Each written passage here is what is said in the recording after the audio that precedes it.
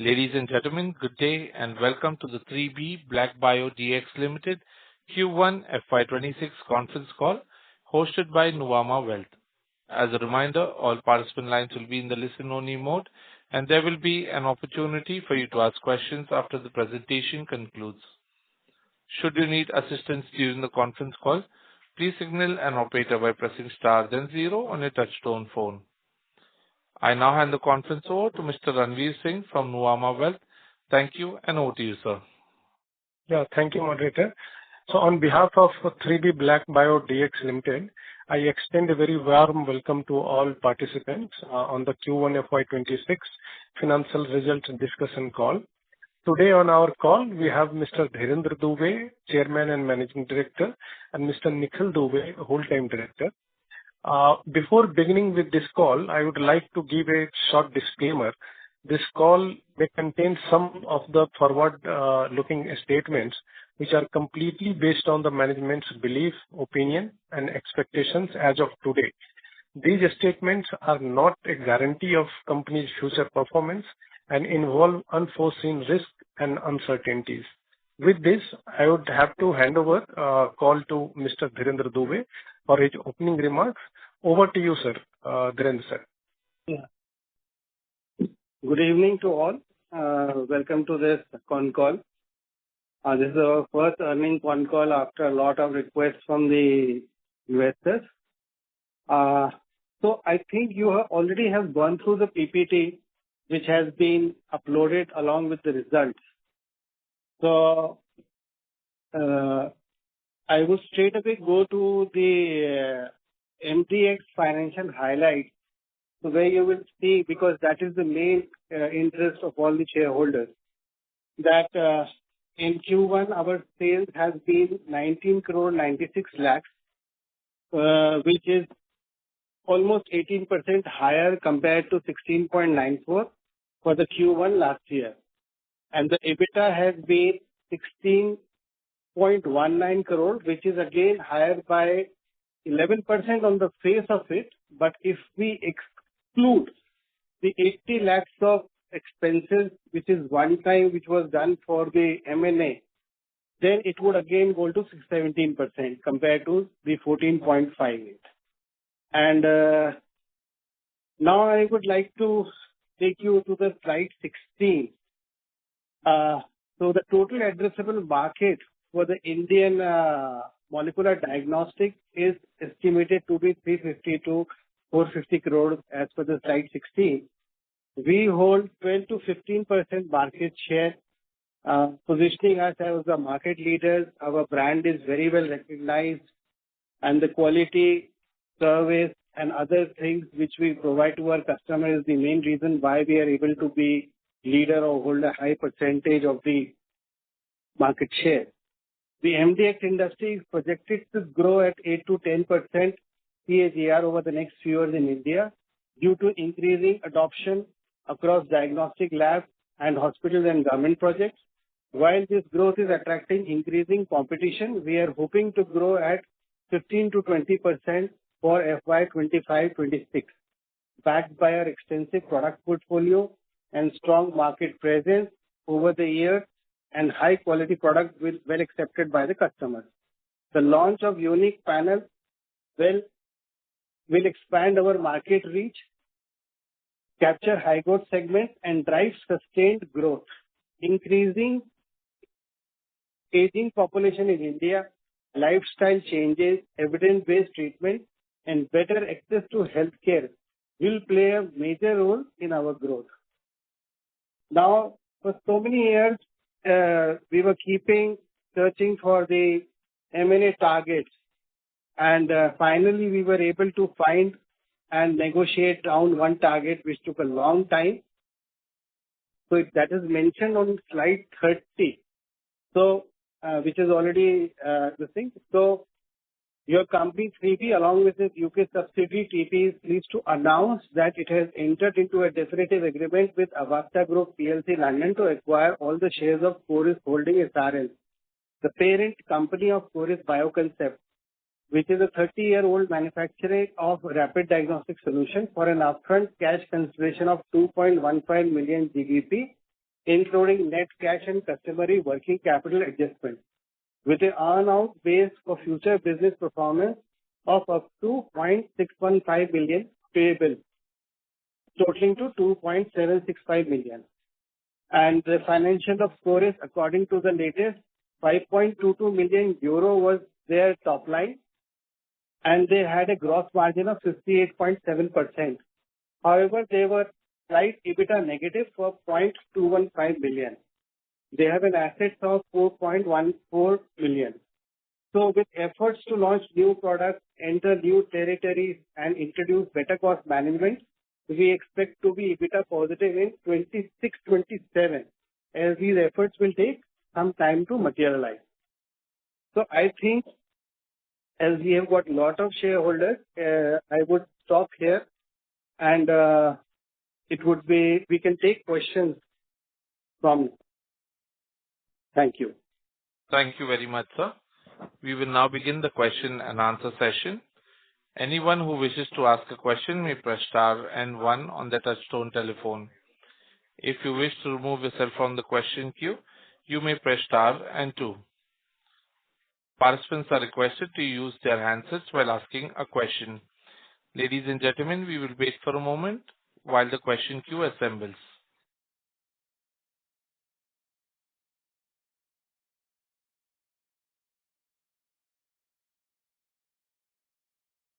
Our first question comes from the line of Ganesh from Dhanlakshmi Investment Services.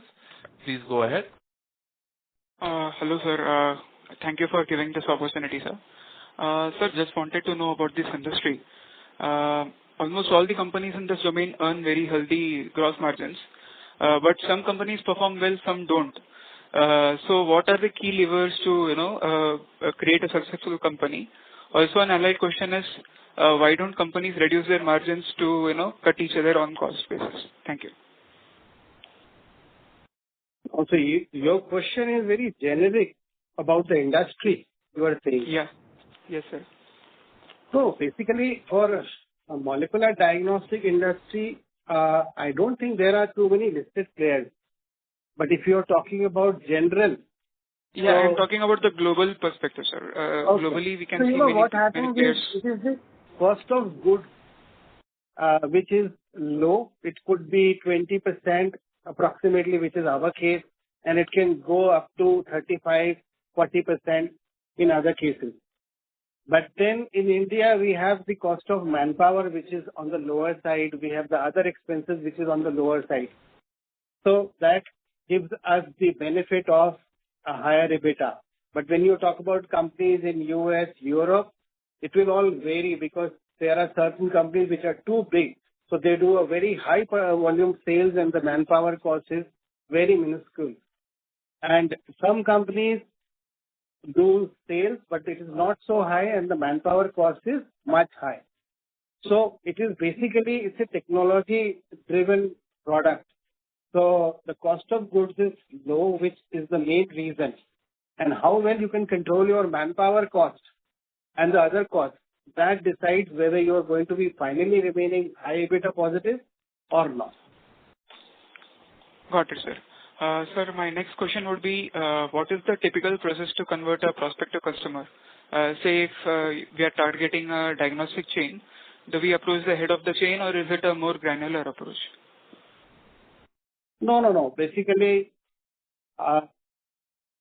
first is, if we are approaching, then definitely we have to approach the person who is the scientific head in the lab, and he would then, after seeing our product presentation, product technical qualifications, he would say, okay, now you perform a demo, and then we have to perform a demo in his lab, and he would compare it, or if it is a new assay, he would see whether it is getting the right result desired, and the workflow is reasonable to acceptable to the lab technicians or not. Once that is done successfully, then would come the purchase negotiations for the pricing, and then it will be onboarded. And this could take typically, depends, it could take 3 months, it could take 6 months, depending on how soon the lab actually wants the assay. Okay, got it, sir. Sir, my next question would be, sir, sir, in general, what are the things that we manufacture and what are the things that we import or source as a raw material? And what is the allied question would be, what is the unique value add that we do to the raw materials? What is that we do that others can't generally do? So that would be my question, sir. Thank you. No, basically, if you take molecular diagnostics, we are dealing with certain typical genetic amplifying materials. We are dealing with enzymes which are master mixes. So they are optimized when the R&D is done. That is the most crucial area. So once the product is properly developed, it takes a lot of time. It takes 1 year, 1.5 years to optimize these genetic amplification targets and optimizing the master mixes and optimizing with lot of samples and other things. And once that is done, then you can start going for the regulatory status approval, and then you can launch an assay. Okay, sir. Thank you so much. I'll join back in the queue, sir. Thank you so much. Thank you. Our next question comes from Suruchi Parmar with NX Wealth Management. Please go ahead.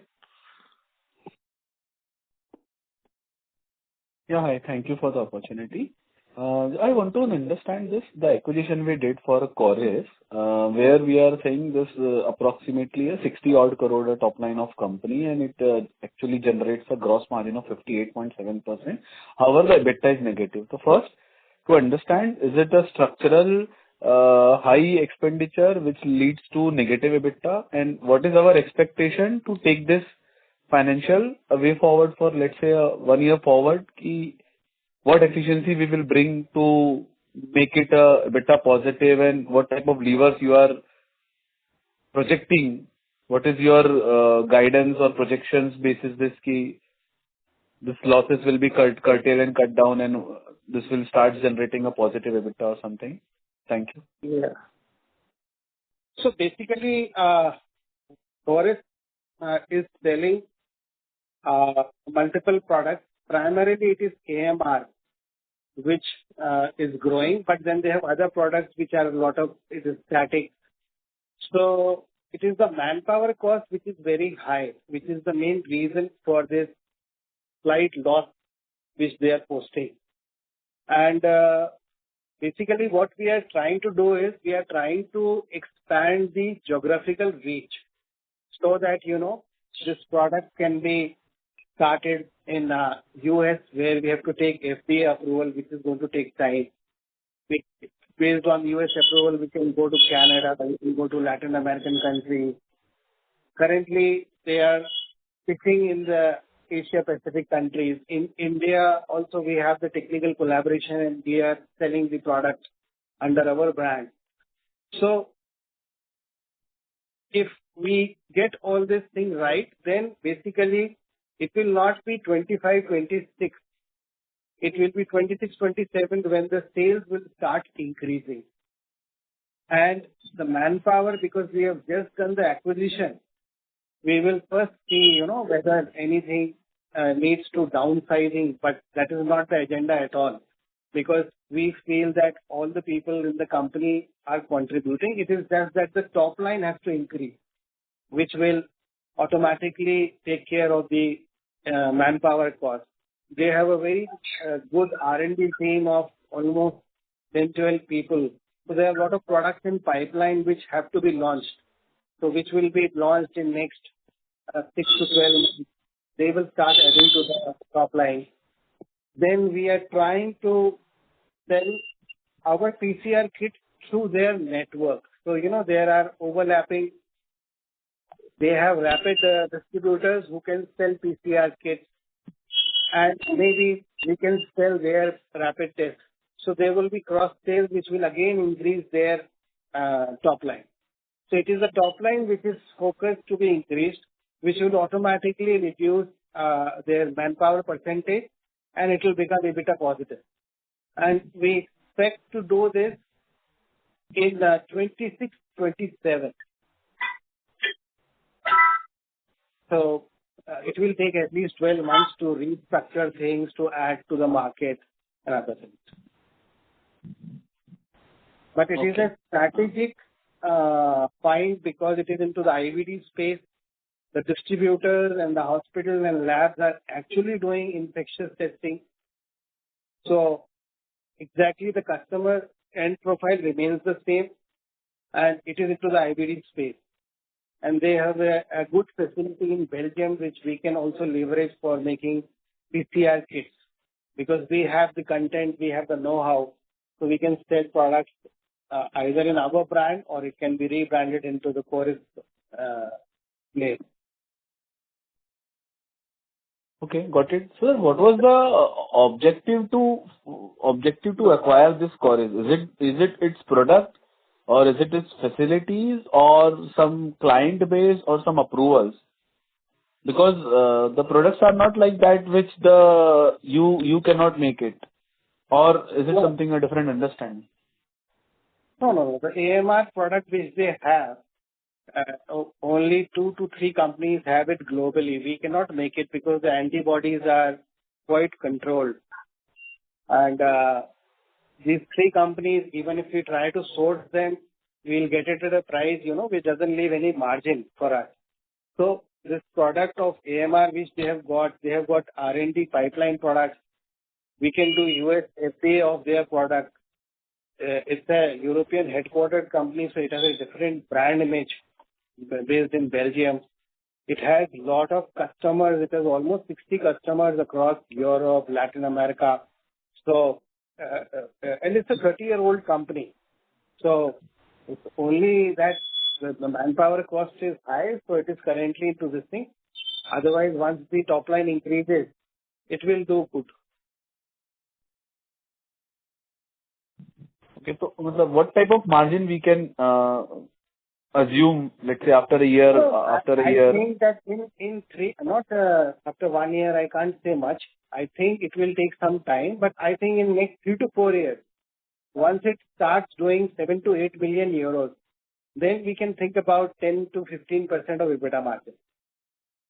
Okay. So 7 to 8 million euros will also take, let's say 5.2 million euros they are still doing at December 24. Yeah. So the 7 to 8 type of growth also will take it around, let's say 2 years time. Matlab by FY27 also. 2 to 3 years it will take. Okay. So by 2 to 3 years, this will able to achieve a 7 to 8 million Top line. euros top Yeah. line, and we expect that we will be able to, let's say, do some EBITDA of 15-20% type. Something, can we assume that No, number? 10 to 15, because 10 the to manpower 15%. cost in Europe is very high. And Okay. those people are well educated, but the government has got very high pay scale, so we can't do anything. But then that is the doorway to enter Europe, So selling in Spain, France, Germany, they are just neighboring country to Belgium.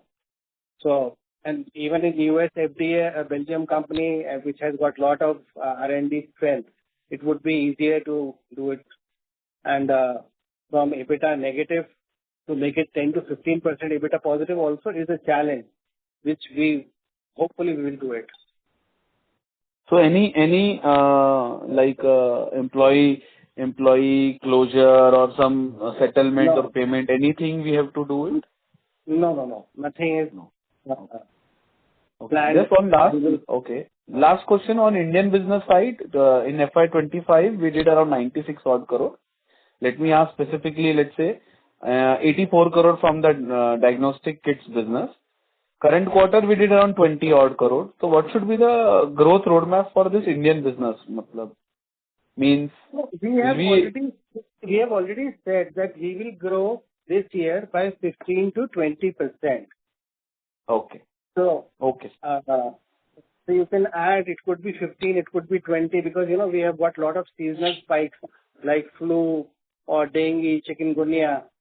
So, either way, it should be minimum 15. It could be higher on the 20 side. So you can add on 84, you add 15 to 20%, you will get a number. Okay, sir. Thank you. Thank you so much. Thank you for the opportunity. Thank you. Our next question comes from Kumar Saurabh with Scientific Investing. Please go ahead. So my question is on the industry. Molecular diagnostic as a percentage of industry size of whole diagnostic, what is the share?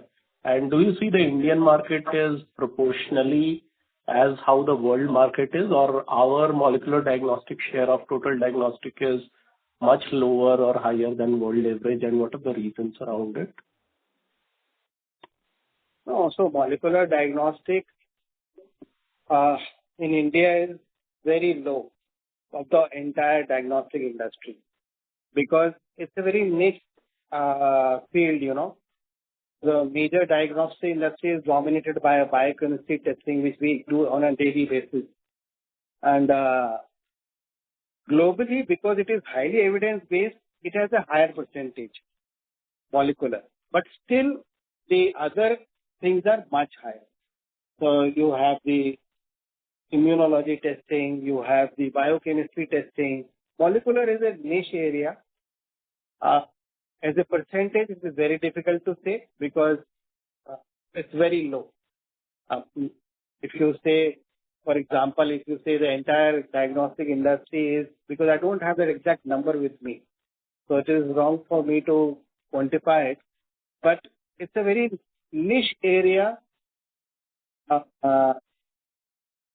That's the reason why it can grow faster.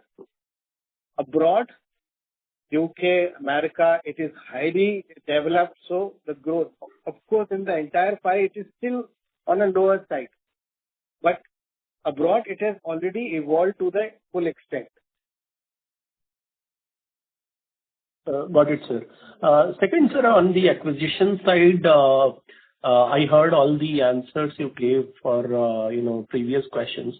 But my question is the intent of acquisition, is it to become a global player, a prominent player in Europe? Have we done the acquisition with that kind of mindset, or we acquired a company because we got it at a good price and hence we thought it's a good idea to go there and first turn it around, make it profitable, and then see what can be done with this? No, actually, Europe and US, these are the area where companies command some value because there is a R&D background, the product quality is well accepted. So we have been only looking at acquisitions in Europe and US. And we acquired our distributor who is in UK, which helped us actually to acquire this company because being present in UK gives some credibility. So now with this company, we will be having a base in Belgium, which is the European Union, which is actually after Brexit, UK has separated. So we have one base in UK, we have one base in Belgium. And if we are able to do a few more acquisitions in US or in some other European company, so then it will become a very, very good sort of, group, having companies across Europe, America, UK, India being the base. So it will add value to the entire group. And that is the intent. So we don't acquire just for the sake of acquisition. We acquire if there is any basis. Like AMR is supposed to grow for next few years. And Chorus has got very good AMR products. If you see their website or even we have shared in our presentation, the antimicrobial resistance, if you go to an ICU patient and then you see how critical he is. So AMR is the future of the industry and Chorus is very deeply, very solid in that. And then they have got other products in pipeline which are primarily on AMR. So that was the reason because Chorus acquisition, we did acquire at a good price because of reasons, that Avacta wanted to sell it because they wanted to be focusing on therapeutics, which is their main area. And we have been associated with Chorus for a long time. That's how we got Chorus. Got it, sir. Got it. And sir, we do spend a good amount of revenue on R&D. So can you elaborate a little bit about what kind of R&D work we do and how does it help? We have seen the products and the products we have built and how we have penetrated hospitals where number of products per hospital has been on increase.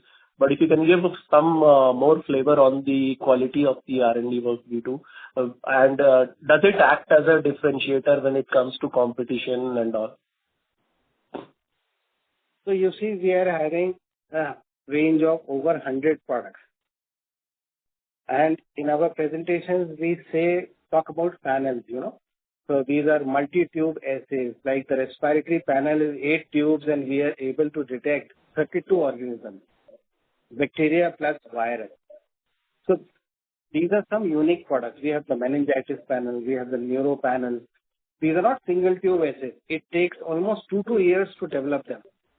So, and because we have been doing this for last 10, 11 years, it is become our core competency that we can develop multi-tube assays.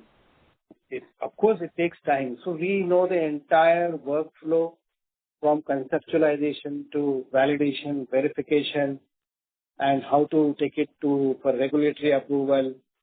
And we have a very good team. We have PhDs, we have MSCs who are now almost for 10 years, 8 years.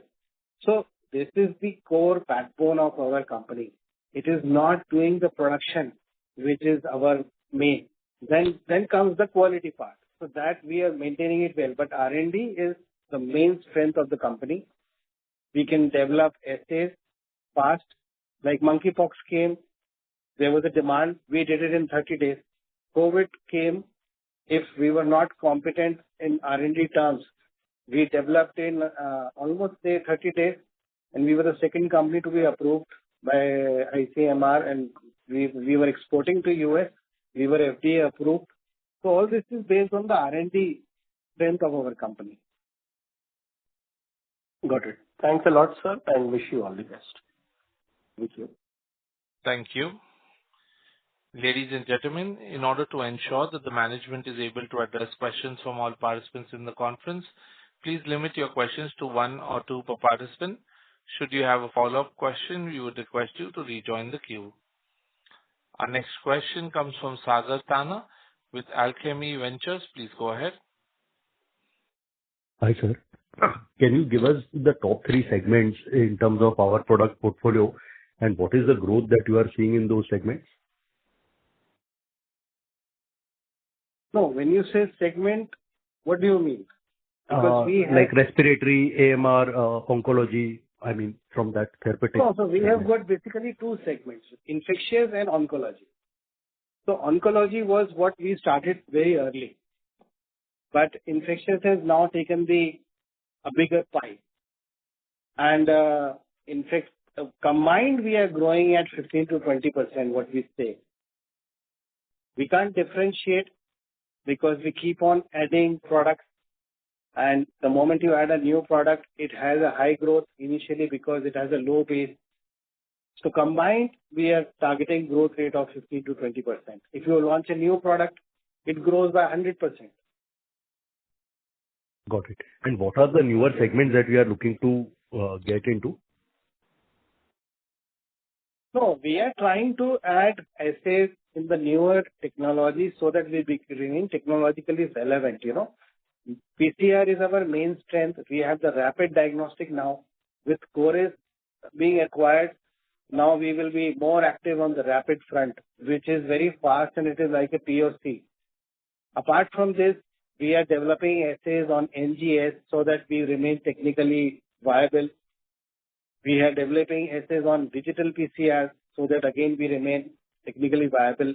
We are continuously doing R&D on the PCR field, both in oncology and infection.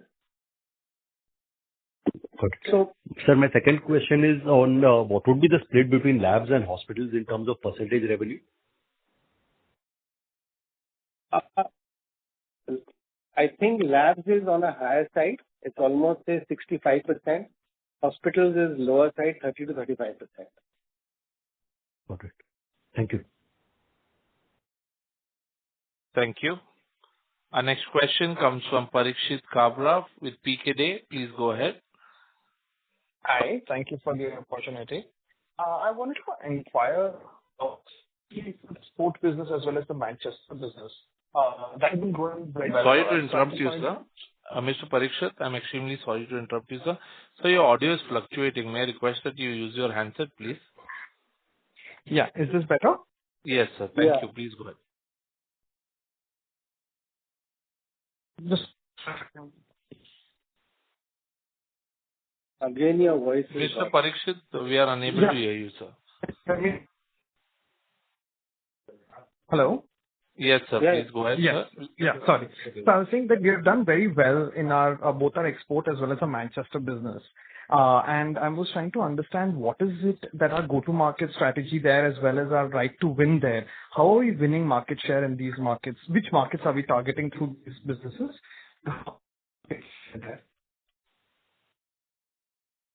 No, so we started the UK subsidiary with the focus to cater to the European customers. Firstly, UK customers, and then the countries which are adjoining. It could be Spain, France, Italy, Greece. And based on our early wins and then exhibiting in the trade fairs and using the marketing team to pitch the products, now we are getting traction in Latin America and other European territories. And even sometimes Middle East also, they prefer the made in UK symbol. So that is how we are getting the wins. We are giving technical support right at the same time zone. The scientists are sitting there in UK. So it is not that you have to expect results from India when it is night. So, and then we are troubleshooting, we are giving demos, technical support right there. So, and the confidence of the customer comes that you are sitting in UK. So if there is some issue, it will be resolved. We have backup supplies and inventories lying in UK. So which is the main thing, European customer wants is immediate, same time, tech support, backup supplies, and being in UK, the reliability is there because they have systems which are very well evolved. So they expect, that everybody is following the same system.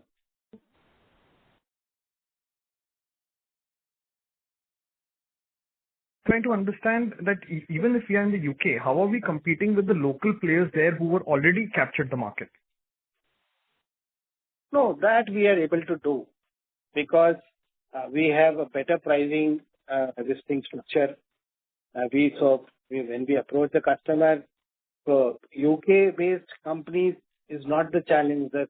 Some essays are actually coming from America, United States are coming from France. So it is easier. So like France, if a company is manufacturing, for us it is difficult to compete in France, but not in UK. This is a typical, product which is made mainly in America, US or France. Similarly, Germany, if a German manufacturer is there, then it becomes difficult for us. But if the German manufacturer is not there, then we can easily see. So it's a mix and match. In the countries like France, we are not having to get good headway because there is a local manufacturer there. But in UK, there is no UK manufacturer who is making the onco products. It's coming from US or France. So that is how we are. And plus we give competitive prices. We have margin profiles better than the European or American company because they have high manpower costs, which is not in our case. So we are able to compete, offer a better product. And I would say that our quality is very well appreciated. So that is one more thing, which the moment they perform the test and they see the result, then they agree to it. And when we are giving them better terms in terms of price, service, so we are able to make the entry.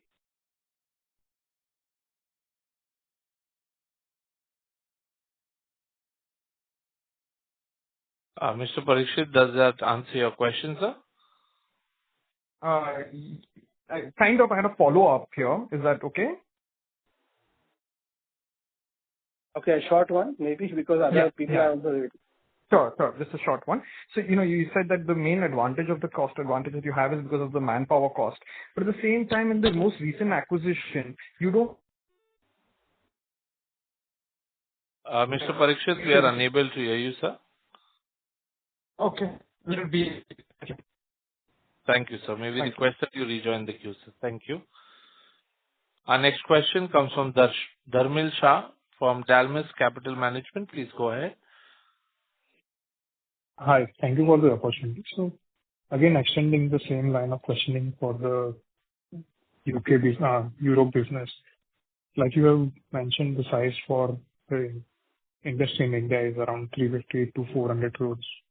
What would be the relevant opportunity for us for the Europe market? I mean, maybe for open-ended free-agent market, any sizing would have.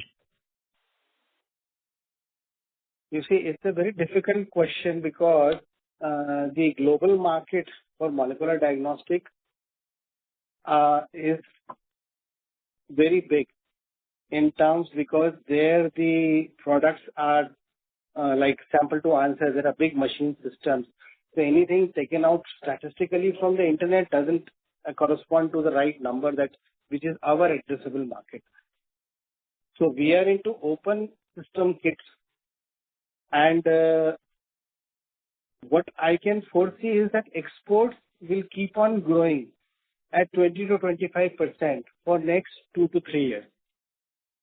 So the addressable market could be much higher, but then when you talk about molecular diagnostic, almost 30 to 40% of MDX is dominated by US, where we are not present because it is highly regulated US FDA market. And infectious market, again, we are not present in Europe. America is out because it is again sample to answer. These are big machines of Roche and other companies where you inject the sample on one end and you get the result because the labs don't have manpower. So we are into open-end niche area for oncology where the addressable market is reasonable enough for us to keep on growing for next 2-3 years. It's difficult to give a number because we have also not been, it's very difficult to find it. That what is the number for the open-ended kit predominantly for oncology where we are strong. Understood. And for the true PCR business, if we see our quarterly revenues, it's almost stagnant at around 4.5 crores for last 3 to 4 quarters. So is there any specific reason for that? You're talking about UK? True PCR, yeah. True PCR Yeah. UK. No, actually, quarter on quarter, if you see last 3 years, the exports, or rather the true PCR. So 4.55 crore was the top line in 22-23. 7.04 crore was 23-24. And last year, 24-25 was 13.91. So from 4.55 in 22-23, we have gone to 13.91. And this year, it should grow at least by 30%. So again, you can talk about touching somewhere around 17 to 18 because this is going to be our major contributor in exports where we are claiming to grow by 20 to 25%. So it is not static. Last year, 13.91, probably 4 quarters, if you are saying every quarter, the number was somewhere around 4. So it's the year on year which is important. So this year, instead of 13.91, we should be somewhere around 17 to 18. Understood. And for the Coris acquisitions, their revenue seems to be flat for the last 3 years at 5.2 million. So what was the reason for saying? Is it the industry demand going down there or? No.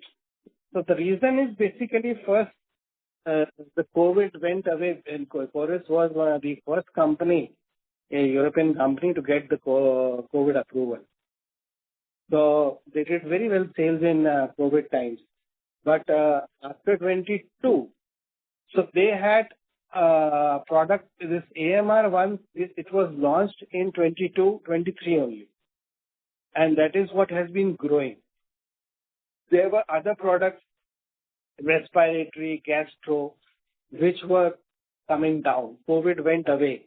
So basically, now the R&D pipeline and the antimicrobial, which is the growing part, that will now take it forward.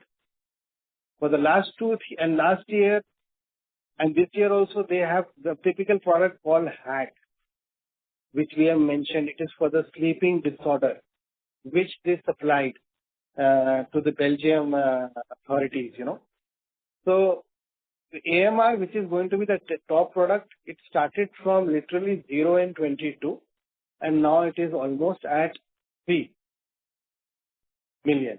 And that is what is going to take over. The HAT product, which was again 22, it was 0, but it was at 1.72 million, that range. The respiratory and other products, they were going down instead of going up because there was competition from China. So some products which were at 1.5 million, because of competition, they scaled down. The unique products like AMR and HAT, they are increasing.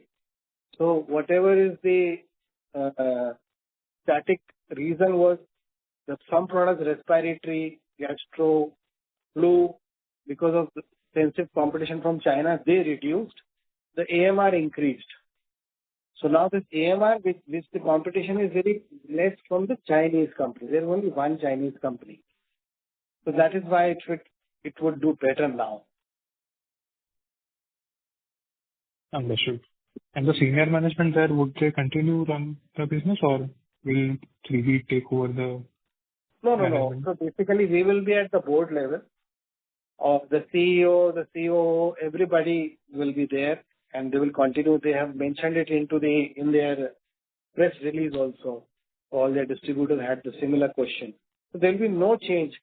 We will be only at the board level and overseeing the operations. Understood. And you mentioned that revenues might increase up to 7 to 8 million within 3 years. Does that account for only the cross mis-selling of our products there what is the breakup of that? No, the AMR would be predominant. The antimicrobial resistance products will be predominant. PCR kits will be somewhere around 10 to 15%. New products in pipeline, they will also add that way. Understood.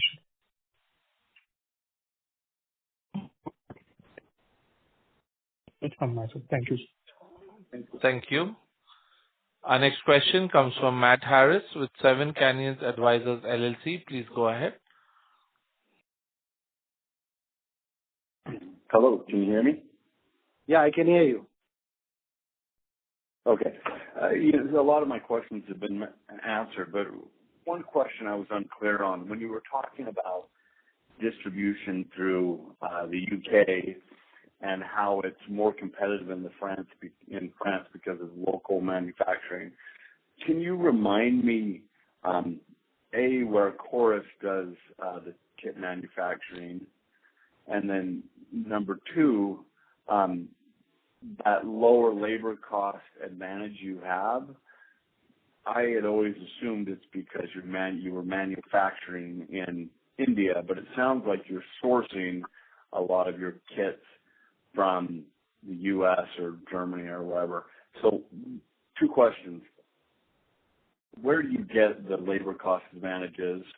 And then what percentage of your kits, the kits you sell, do you manufacture yourself? Okay. So I think there is some confusion. Firstly, all the kits that are manufactured by 3B are done here locally with the Indian manpower. And most of the raw materials are sourced in India. And we have a lot of bulk purchases, so our cost of raw material is very controlled. And so there is nothing which is coming from US, France. What I mentioned was that the companies who are manufacturing in US and France, they compete in their countries. And some US company was competing in US versus which we were cheaper. That's how we were able to win the UK account. But in France, the local company in France is having almost a 10-year grip. So it's difficult for us to displace that company. So all the kits are manufactured in India with local manpower in India. We do not manufacture or source products from anywhere outside India. Okay, got it. Okay, and so where does Chorus do all their manufacturing? Where's their manufacturing based? No, so Chorus does all the manufacturing in Belgium, and that is the reason why their manpower cost is very high. And now with we trying to onboard, so we will try to take up the top line. For last 2-3 years, there was one more reason why Chorus was not growing well. Avacta had acquired it in 23. And Avacta is a therapeutic company because they have some cancer drug delivery molecule. So their focus is on that. So the management chief was sitting in US and UK, and this was not their prime focus, which they always say in their presentations also. So that was one reason why Chorus, did not grow, because the top management was not focused on the growth, could not give a direction to it. Now, because it is very complementary to our industry, IBD, we have a clear-cut intent that we need to be EBITDA positive. For that, we have to grow. We have to launch new products fast. We have to do US regulatory approval fast. So that way, we are giving a direction. The team there was little bit disillusioned because the Avacta was not fully focusing on them. Now we are trying to create that, do away that disillusion, make them feel very confident, healthy, and that's how we will take up the growth. Okay, but there is no, I think about the offshore aspect, and Sorry to interrupt you, Matt. Your audio is not clear. Yes, Matt, can you hear us? Yes. I can hear you. Can you hear me? Yeah, yes, now I can hear you. Can you hear me okay? Speak louder, it will be okay. Okay. There is no strategy to offshore their manufacturing or production. R&D and manufacturing, I think of them as differently, and it seems like taking their production to India would be advantageous, but that is not part of the strategy at all. Not immediately, but it is there as a strategy to start manufacturing sometime. Yeah, but then since we have just acquired it, we don't want to make that as a focus. First, let this company stabilize. Let it focus on the launch of new R&D products. Let it get the US FDA approval for the assay. And during this time, we will see what all products can be manufactured in India if they have to be sold here. Because something which is manufactured here cannot be sold in Europe because the logistics cost would be exorbitant. It's better that we manufacture here what can be sold in Middle East, Asia Pacific. And moreover, they have added capacity which is now going towards automation. So they will also be more cost efficient. Okay.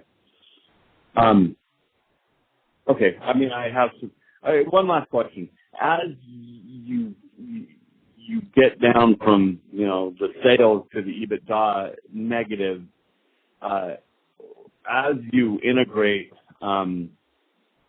the company, where do we see the bulk of those costs? Given they're an R&D company, is a lot of that in D&A or is some amortization given they have a pipeline, or is it going to show up in your payroll costs and your G&A costs? Where do we see the loss in EBITDA impact your profitability?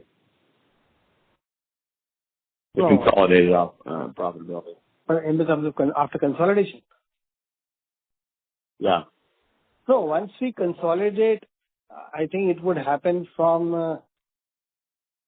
the half year Q2 onwards. So there will be an increase in the manpower cost mainly, which is the major contribution of expense in Chorus. Almost 58.7 or 60% is their gross margin. So 40% would be their cost of goods, and then you have the manpower cost, which is the major cost. That will increase in our result. Okay. Well, I have one last question. I mean, I'm surprised. I think you said, hey, at 7 to 8 million euro, it's mostly growth of AMR, and the cross-selling would only be 10 to 15%. That sort of surprises me because with the Manchester business, there's so much benefit from the India production. And so do you have high overlap in existing tests with their distribution? And is that 10 to 15% of your existing tests, is that a conservative number? Because it seems like you could just push a lot more of your production through their added distribution channel, a la the Manchester business. So actually, we have just started this process of interacting with the distributors. So when we say 10 to 15%, we are talking about up to 1 million or so sales from PCR in next 2 years or 3 years. It's of course a very conservative number because we really don't know how well it will be taken. Because the distribution have just responded, yes, they would be interested. Some distributors are already having a PCR company, which is either from US or from Europe. So things will unfold. At this point, it is better to say that in next 2-3 years, they should go a top line of 7 to 8 million. And out of that, 10 to 15% should be PCR. And major contribution should be AMR. And of course, followed by products from their R&D pipeline. Maybe after 6 months, we have little more clarity. That time we can update more about what could be the next. For me, I would want that they sell at least 30-40% PCR kits. But initially, I have not got that kind of response because their distributors are selling rapid. Some are empty, so they would immediately take over the PCR kits business. Some are already having PCR companies, so those will take a lot of time. So it's a conservative number for now. Okay. Well, one last question. I mean, as you talk about expanding your distribution, is your M&A pipeline still mature, or will you sit back and work on synergies and digesting Chorus for the time being, or are you still actively pursuing any more M&A? No. We are continuing our persuasion. We have told all our advisors, rather this acquisition has given confidence to not only our advisors, but to us also, because we have really gone through a long process for last 1 year, lot of due diligence, negotiations. So we are continuously looking because this is a very small percentage of our available funds. So the focus to synergize Chorus business is definitely there, but every day we are looking at new acquisition targets globally. Thank you, sir. Mr. Harris, may we request that you return to the question queue for follow-up questions, as there are several participants waiting for their turn. Thank you, sir. Our next question, before we take our next question, a reminder to all the participants, please limit your questions to 1 or 2 per participant.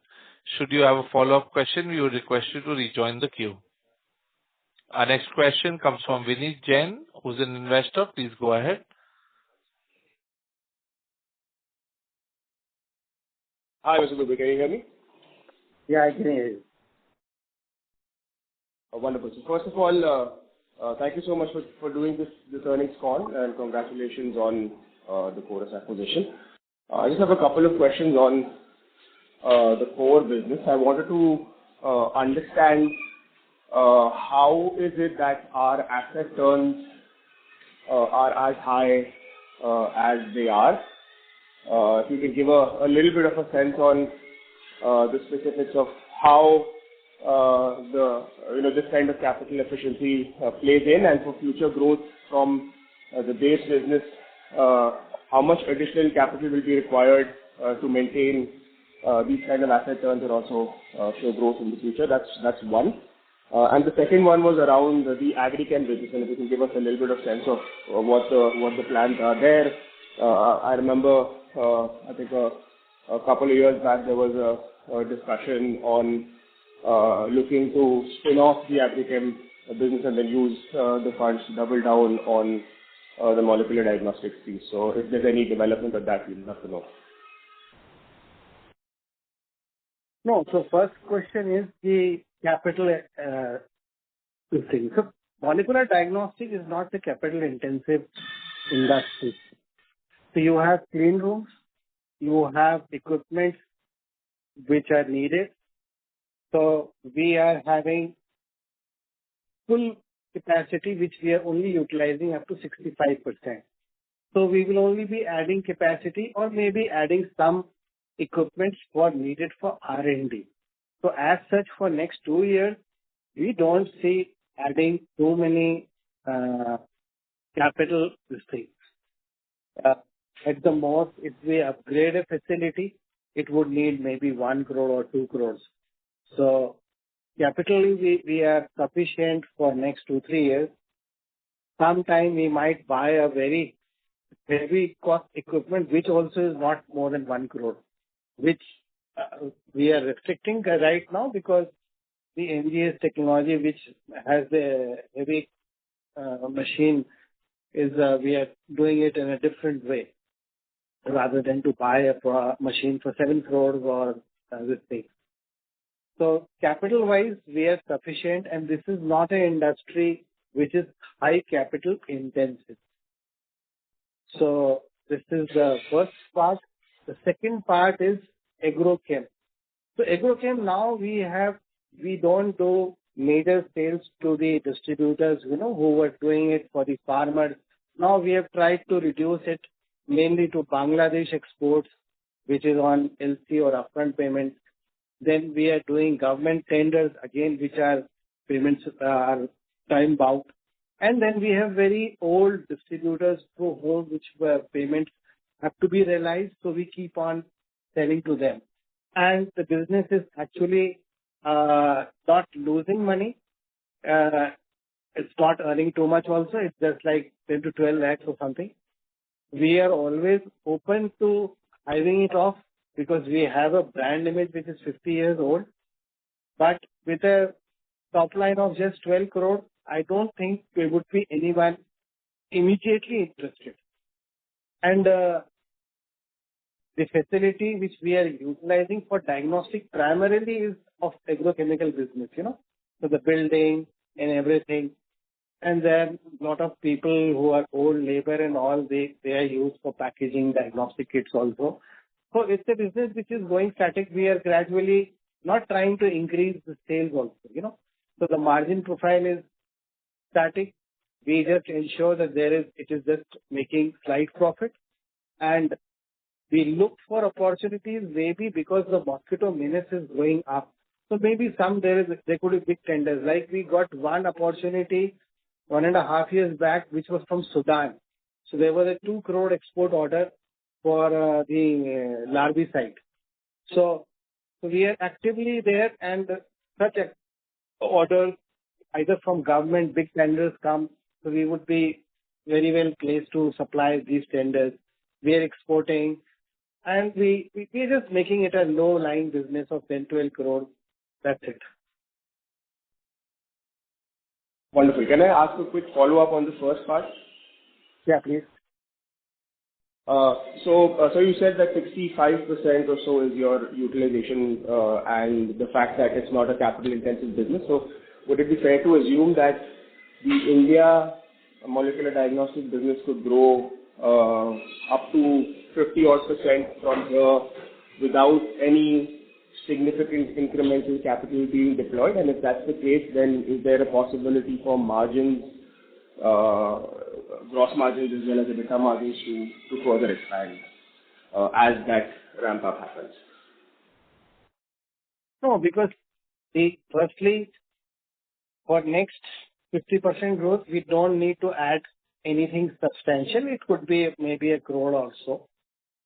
Number two, the addition in sales will not increase margins in terms, because the margin we are doing is somewhere around EBITDA 60% on a ballpark figure for last 3 years, apart from the other income, excluding the other income. And now maintaining this also could be a challenge. We are having pressure from the competitors. There would be some inflationary increase in terms of wages, some raw materials. So the margin profile will remain quite similar, maybe little towards the 55 region instead of 60-ish region. And because the sales will increase, it does not mean the margins will increase, because there is competition. And I told you that due to the demand for influence, the cost of manpower will increase because the salaries have to be increased. So we would have a EBITDA margin which would be now onwards towards a 55 side rather than the 60 side.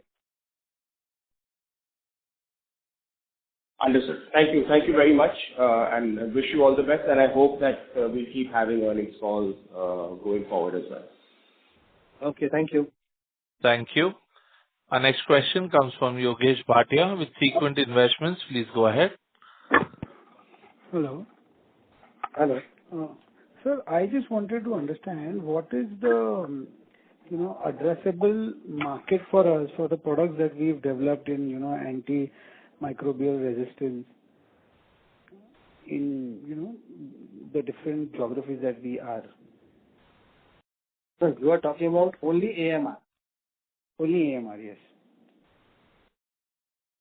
No, so AMR, firstly, if you talk about India, so currently what is AMR? You see ICU patient, his sample is taken immediately for culture. Correct. And then the culture grows. Once it is grown positive, then it is put to the drug sensitivity testing. So that is the AMR market, which is dominated by BD, Biomero, and then there is a subset of this which is the local culture labs, which also do AMR testing. Now that is very cheap ones, you have the 200 rupees or something. So molecular AMR testing, it is just starting in India. It is very costly. So people don't do molecular testing for AMR. There are few international companies which are doing, but that also is very small number. Maybe it could be 10-20 crores or odd. So but that does is the molecular. Sorry to interrupt you, but does molecular testing have any solid advantage against this cheap 200 rupees PCR testing? No. So what happens is, firstly the cheap 200 rupees culture lab testing, it is cheap because they develop their own media. And what molecular testing does is mainly that you can identify the organism along with its drug resistance within 3 to 4 hours from taking the patient sample. And it is a better way because co-infections can be detected, low load samples can be detected because PCR amplification is happening. But with culture, when you get the result is literally after 6 to 12 hours the growth comes, and then after 6 hours the bacterial sensitivity comes. So it is actually 1 to 2 days that you can get a culture report to be positive, whereas with PCR you are getting a result in 4 hours. So that is the main essence, that you are getting fast results, which is better. Globally, in US, UK and all, they are doing molecular testing more. Culture is supposed to be faded out. gradual. Okay. So in India, it is just scratching the surface, but slowly you think... Yeah. It's just scratching the surface. And maybe in 5 years becomes very big, but let's see how well the adoption happens, because India is not very price-paying population is there. So, this is not so easy. Sure. And sir, this market for us outside in the other overseas place where we have our products, what could be the addressable market for us? For AMR? Yeah, for AMR. So for AMR, the other countries, the market is little evolved. There are companies who are already selling the AMR kits. And infectious is, it's like a POC market. You put the sample onto the machine and you get the result. Where we are not currently there. Right. So AMR is a part of the POC. It first identifies the organism and then you take the AMR part. So we are not actually present in terms of AMR testing in the European market. US is highly regulated. You require FDA, so we are not there. We are selling AMR kits currently to some Middle East countries, to some countries in Asia Pacific, South Asia. Okay. So sir, our major growth will come from the other diagnostic products only. AMR will take some time. AMR will take time. It is there in the menu. It is there in the menu. It is well established technically. But it has not started giving real contribution to the numbers. Right. Okay. And NGS is also a similar, work in progress. It will take some time. It will take time. But the question is, that we have to be technically relevant so that suddenly if there is a huge technical shift, we know that we have put in the door, Sure. Okay, sir. Thank you, sir. That was both my questions.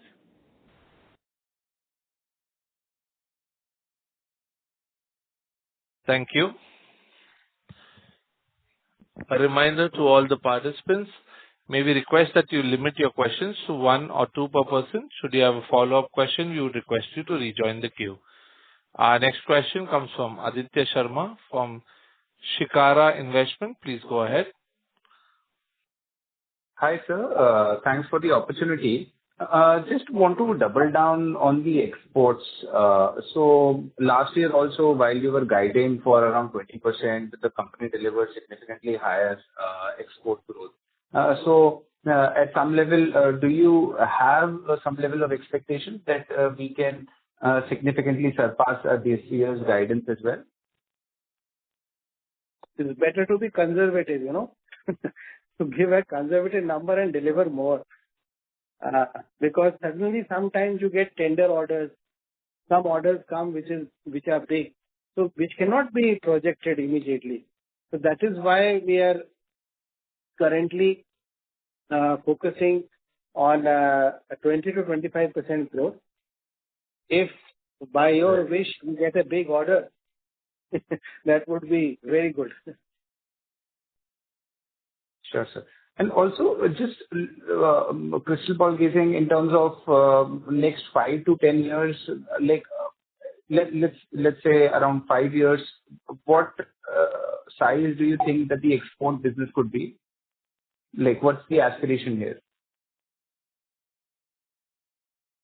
No, I think currently we are around 17 or 18% is our export, and rest is domestic. I think next after 5 years, it should be somewhere around 35 to 40% should be export, and 60% odd should be domestic. Right. On a 20% CAGR, 20-25% CAGR, 20% CAGR is the Actually, broad when we are talking about CAGR, because we are mixing the Indian, then we are talking about 15 to 20%. And I am giving this CAGR for next year. Next year, again, we can give a revised number. I'm not saying for 5 years we will keep on growing, at 15, 20. It could be higher, it could be lower. Next year, this year it will be 15 to 20%. Okay. But we don't have a clear visibility in terms of what is the long-term CAGR that the export business can grow for next 5 years. We don't have it in terms of around 2025. Okay. No. We can think about 1 year, and maybe next year we can review it, because thinking 5 years down the line is very difficult. Of course, 15-20% we should grow for 1 or 2 years. After 2 years, we can definitely see where we are. Maybe we can do much better than 15-20. Thank you, sir. Mr. Sharma, we request that you return to the question queue for follow-up questions, please. Thank you. Ladies and gentlemen, may we request you to limit to 1 or 2 questions per participant. Should you have a follow-up question, we would request you to rejoin the queue. Thank you. Our next question comes from Pulkit Singhal from Dalmus Capital Management. Please go ahead. Yeah, hi. Thank you for the opportunity. So just a question on the molecular diagnostics industry growth that you're talking about, 8 to 10% in the Indian market. I'm just wanting to question you on it simply because, you did allude to that it's a very low penetrated category within India, and even versus abroad, it's significantly lower. So when you talk about an industry which has low penetration and growing higher, and 8 to 10% industry growth seems to be much on the lower or conservative side, given that even, all the pharma companies tend to grow at 10%, you see the diagnostic chains are growing at 10%. So I'm just trying to understand, is there something that you have seen which you think will delay the diagnostic adoption, or what has changed in terms of your perception about the industry growth? No, 8 to 10%, basically we keep on saying on the internet, what is the growth rate for this industry. So I don't have exact numbers because there is no statistical platform where these numbers are available. I am growing at 15 to 20 or rather 20%, and the industry should be growing definitely lower to me because I am growing at a faster rate. So from a statistical perspective, you can definitely say that the industry is not growing at 15 to 20% because I am trying to enter into new customers. I'm trying to launch new assays. So it has to be lower than 20, definitely. And the number of 8 to 10% is what has been reported in multiple platforms on the net. That's how we have got this number. The industry is not growing higher than 20. Otherwise, it is a shame on us that we are growing slower than the industry. Understood. So your growth of domestic will continue at 20%. Is that understanding? We are trying to give a figure of 15 to 20 so that, it is little more conservative. On the export world, we are saying 20 to 25. So 15 to 20 is for domestic? Yes. Okay. And export is higher. Okay, understood. And secondly, when you talk about the competition getting a bit higher, is that happening from the MNC side, or are we seeing more domestic players entering our space? So where is the competition becoming higher from? So now more domestic players have, after the COVID, a lot of domestic players have come up. They are all small, but then they keep on traveling in the pocketed regional areas, So that is where the competition is now increased in terms. The international players don't reduce the prices. It is the domestic players which create a pricing competition more. And of course, our quality is better, our tech support is better. So people want a quality product. But sometimes in the small government tenders and other, these small players, regional players, they try to create nuisance. Thank you, sir. Mr. Singhal, may we request that you return to the question queue for follow-up questions, please. Thank you. Our next question comes from Hardik Bora with Viraya Capital. Please go ahead. Hi. Thank you for the opportunity. So this was a question on Chorus. From the balance sheet side, we've spoken about the P&L already, but what is the balance sheet like? Is there debt? And would we be requiring any other cash support that we need to give either on the capacity or on the working capital to Chorus over the next few years? Can you just talk about that? Yeah. No, so there is no debt. The debt is it's somewhere around 4 to 5 crores, which is periodically to be repaid over next 2 years or so. And they have a cash balance which is enough to sustain them for 2 years. And because they will be starting to make profit, so it will not be needed.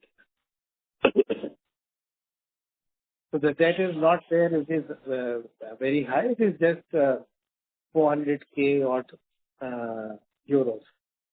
It's almost 4 crores or something. And they have a cash position which is almost 1.2 or 1.5 million. So they won't need any cash infusion from us for next 1 or 2 years, and hopefully by 1 or 2 years they would be generating cash. Yes. No, thank you. Thank you for that. And just one question was on some of the competing other technologies we are reading about, micro fluids, point of care testing in molecular diagnostics. Also, other names keep coming up like isothermal based amplification. These are very nascent, but in case, first of all, are these forms of testing some threat to us? And if so, how difficult is it for us to, move into some of these areas is required? You're already into NGS, they're working on NGS, but trying to understand on these areas as well. So when you talk about microfluidic POC, so that is already there, and microfluidic POC is normally used for 1 sample or 4 samples. So that is to be dedicated to a hospital because they can process only 1 or 4 samples. That is one thing we would want to develop, and it is there in our R&D program. But it is not a threat because our sales is mainly into high volume labs who do more samples at a time, and even hospitals who do more samples. So this POC is mainly for hospitals, and we have to develop it. We are on it. It's not an immediate threat, but maybe after it's there dominating in Europe or in US. With India, it's not there right now. Isothermal is actually, it was very much hyped during COVID times. It has an easier easier workflow that you can put it into a machine which is working at the same temperature and you get a result.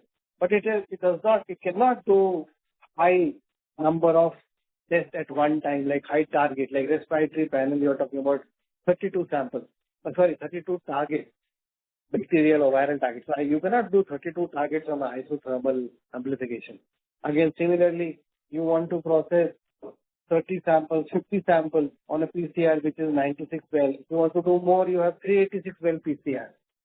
Isothermal machines are not so big right now. They are normal PCRs which are either 12, 16 or 15. So isothermal is not a threat at all. Understood. So they're even more niche. Okay. Sorry, one question. Vivid Global Tech was highlighted as a related party transaction in our previous annual reports, but we didn't see that mention in financial year 24 annual report. So any reason why it doesn't show up? You have submitted BSc filings. If you see the presentation in November, this question was raised. So we clarified that we were doing it out of abundant precaution. Pratik Goyal, who is the proprietor of Vivid Global Technology, he left his multinational job and joined us in 2013 with the condition that he would be exclusive channel partner for India. Because he knew this industry, so he was appointed as the exclusive channel partner. And then he had an intent that I want to have some shares also in the company. So he was given 5% share in a preferential issue, which we also took.